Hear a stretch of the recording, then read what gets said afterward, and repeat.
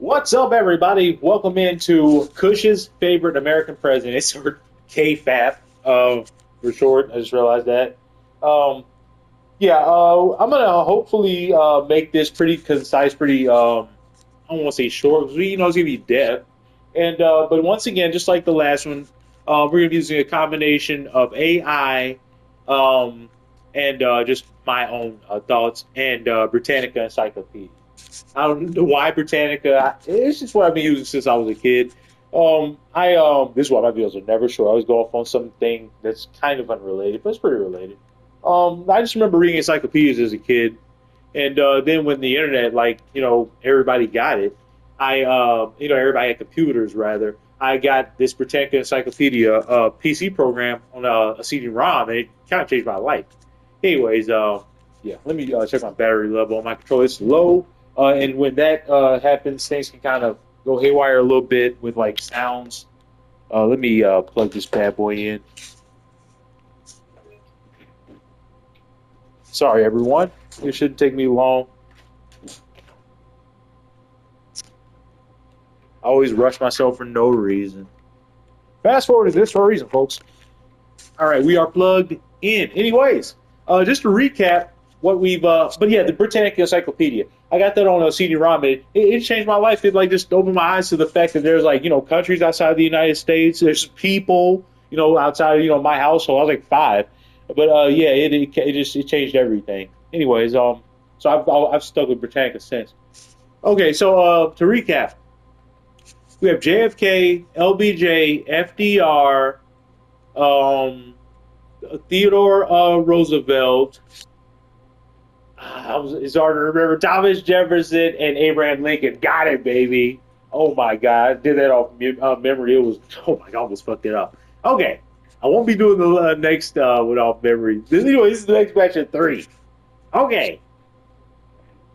Starting off, we have Ulysses S. Grant. By the way, I guess to warn, one of these guys is going to be pretty controversial, but he's just one of my favorites for just a few reasons. I just overlook the bad stuff, which is going to be a theme. If you love this country and the presidents, you have to overlook a lot of bad stuff. Just being real. Okay, anyways, Ulysses S. Grant, he did a lot in his life, a life to be proud of. Like, I talk about how some of these guys, a lot of these guys are real men. They lived full lives of men. They didn't really have any rest. These are like hard lives. Ulysses S. Grant was, of course, led the Union Army in the Civil War and one of the finest generals that's ever taken the battlefield, as far as I've heard. Just a really enviable life, on and off the field, if you will. Okay. Military career and Civil War. This is the AI. I used Google AI, credits to them, I put it in a Google Doc. Early victories. Grant achieved key victories early in the Civil War, capturing Fort Henry and Fort Donelson in Tennessee. Seizure of Vicksburg. He famously seized Vicksburg, Mississippi, a Confederate stronghold, which was crucial victory for the Union. Appointed Lieutenant General. After the successes, President Lincoln appointed Grant as Lieutenant General and Commander of the Union armies in 1864. Into the war. Grant led the Union forces to victory, ultimately forcing Confederate General Robert E. Lee surrender at Appomattox Courthouse in April 1865, effectively ending the war. Unconditional surrender. This is this is when I started loving this guy. When I found out this was his nickname back in like middle school. It's the hardest nickname ever. Unconditional surrender, Grant. No terms accepted. Unconditional surrender and immediate surrender can be accepted. When the Confederate General U.S. Grant captured. When Confederate General U.S. What? It says when Confederate General U.S. Grant captured Fort Donelson. We need when Confederate General. That typo? AI? The art of war is simple enough. Grant's quote: "The art of war is simple enough. Find out where the enemy is. Get at him soon as you can." Is often cited as a testament to his military strategy. Pretty simple. That's as simple as it gets. Simple yet effective. Sometimes, the KISS method. Keep it simple, stupid. It can work sometimes. Okay, now we get to the fun stuff. Presidency, don't get me wrong, I respect his military service tremendously, but when I say fun stuff, I don't think he would want to be at war. Tecumseh Sherman said, war is hell. All right, presidency and Reconstruction. Elected president. After the war, Grant was elected as the 18th president of the United States in 1868. Reconstruction. As president, Grant supported congressional reconstruction aiming to rebuild the South and protect the rights of formerly enslaved people. Civil rights legislation. He signed the first civil rights legislation in the law, including Enforcement Acts and Civil Rights Act of 1875. Keeping Civil Rights Acts in mind, we're going to visit another one in about 80 years for one of my other presidents. Okay, I got to be careful with this one. Like, I don't want to say the name out loud. The guys with the white robes and the pointy hats. Grant used Confederate troops. Confederate troops, Jesus Christ. Grant used federal troops. They put that in my head. They say he was the general of that. Like, what? Grant used federal troops to suppress those white robe guys and other groups that terrorized African Americans in the South. 15th Amendment. He pushed for the ratification of the 15th Amendment, which granted African American men the right to vote. Yellowstone National Park. I love this. Especially, of course, I love the black men's right to vote, but it didn't. Of course, it didn't take. We had to have the Civil Rights Act. But I'm a major environmentalist. I love. I adore nature. It's everything. Yellowstone National Park. Grant signed legislation establishing Yellowstone as the nation's first national park. Creation of the Department of Justice. This is a huge one. Grant created the Department of Justice. I love this. With the assistance of Congress, like they didn't write the bill. The assistance of Congress. I love it. Civil Service Reform. Grant instituted civil service reform in the executive branch to reduce the negative effects of patronage in the spoil system. Let's find out what the spoil system is. I'm going to be very honest with you. Try to be as honest as possible. I don't know what that is. Let's find out together. The more we learn, the better. There's literally no downside to learn. The more, the better. The good drug is knowledge. Spoil system, the practice of successful political party giving public office to its supporters. Okay, yeah. So just like a good old boy system, taking care of your loyalists. Anyways, all right, that's U.S. Grant. Salute.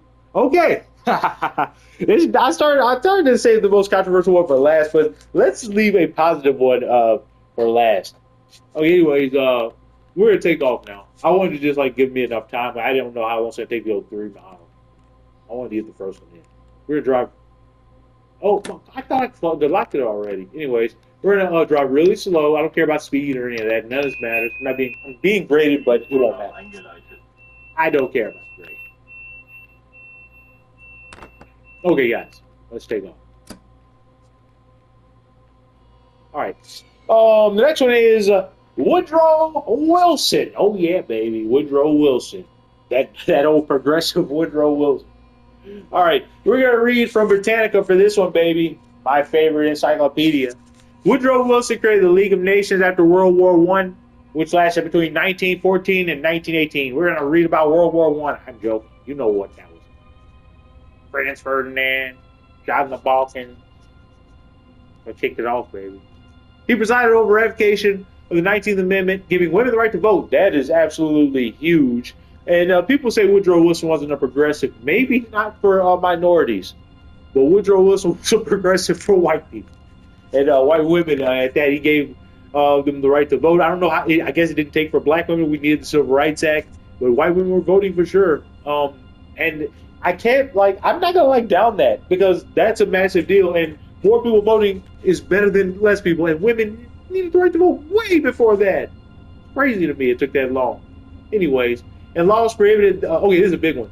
Laws that prohibited child labor and then mandated an 8-hour workday for railroad workers. For those who don't know, Woodrow Wilson mandated. Woodrow Wilson nationalized the railways during World War I. Same thing that FDR did.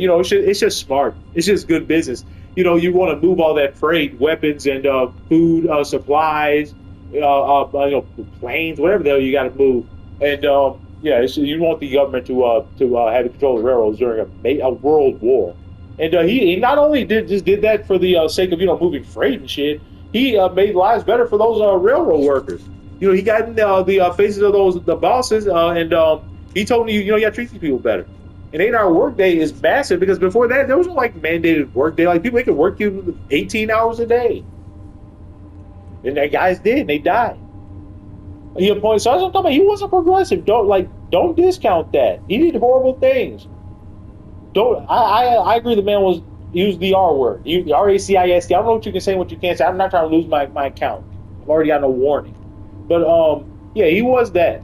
Don't get me wrong. But he was a progressive. He made lives better for more people than he made worse for for more. He used I guess utilitarian approach. He made lives better. He did more good than bad. I think these are massive changes. He appointed the first. Here you go, more good. He appointed the first Jewish justice, Louis Brandeis, to the U.S. Supreme Court. You tell me this man was not a progressive? Those are most presidents wouldn't do those things. Although his historical reputation suffered in his final years because of Republican political gains during World War II, Woodrow Wilson's reputation soared. He was considered a wrongly unheeded prophet whose policies would have prevented world calamity. Nevertheless, the creation of the United Nations and collective security pacts are viewed as fulfillment of his internationalist vision. And Woodrow, I salute you wherever you are. Last but certainly not least, Dwight D. Eisenhower. This is from Gettysburg.edu. I'm going to leave links in the description, of course, to all of this. Born in Texas, raised in Kansas, and educated in West Point, Dwight D. Eisenhower had a distinguished military career, culminating in his role as Supreme Commander of the Allied Expeditionary Forces during the Second World War. He became president of Columbia University in 1948, then took a leave of absence to serve as the first commander of NATO's Supreme Headquarters, Allied powers in Europe. In 1952, he was elected the 34th President of the United States. Among the many accomplishments of his two-term presidency, Mr. Eisenhower, and the Mr., established NASA and the interstate highway system. Two things we still take for granted these days. Let's start slowing this back. Let's just stop. I just don't feel like focusing on my brake. Whoa, we're stopping in a dark tunnel. Whoa. I'll turn you on some headlights. It's not going to do much, but here you go. Yeah, that's making it creepy. Oh, somebody's going to jump out. All right, so, okay. And here you go. This is a biggie. He signed the Civil Rights Act of 1957 and kept America at peace despite the danger and uncertainty of that era. We're going to read more about the Civil Rights Act of 57. We're going to end it, baby. I think this went really smooth. In retirement, Mr. Eisenhower, General Eisenhower, was a best-selling author and amateur painter and a gentleman farmer. I don't know what a gentleman farmer is, but I love the sound of it. I hope I remembered it as a gentleman farmer. Gentleman gardener, at least. By the way, another fact about General Eisenhower, he's the only Army general elected as president in the 20th century. Excuse me, 20th century. Okay. Let's read about that Civil Rights Act. The Civil Rights Act of 1957 is Google AI. Civil Rights Act of 1957, signed into law by Dwight D. Eisenhower. His middle name is David, by the way. On September 9th, 1957, was the first federal civil rights legislation since the Civil Rights Act of 1875. I told you we'd revisit that. We came full circle. Focusing on protecting voting rights and establishing the Civil Rights Division in the Department of Justice. Key provisions. Established the Civil Rights Division. Created a division within the Department of Justice to handle civil rights matters. Authorized federal intervention in voting rights. Empowered the Attorney General to seek court injunctions to prevent interference with the right to vote. Established the U.S. Commission on Voting Rights. Created a temporary commission to investigate discriminatory conditions and recommend corrective measures. Prohibited attempts to intimidate or coerce voters. Specifically, addressed attempts to prevent people from voting in federal elections. The significance. Almost done, people. Hang with me. While the act was a landmark piece of legislation, it was also weakened by Congress. And it did not create new rights, but rather establish mechanisms to protect existing rights. That's what I'm talking about. It's like people like fear civil rights. It's not creating any more rights or giving people more rights than you. It's protecting rights that should already exist.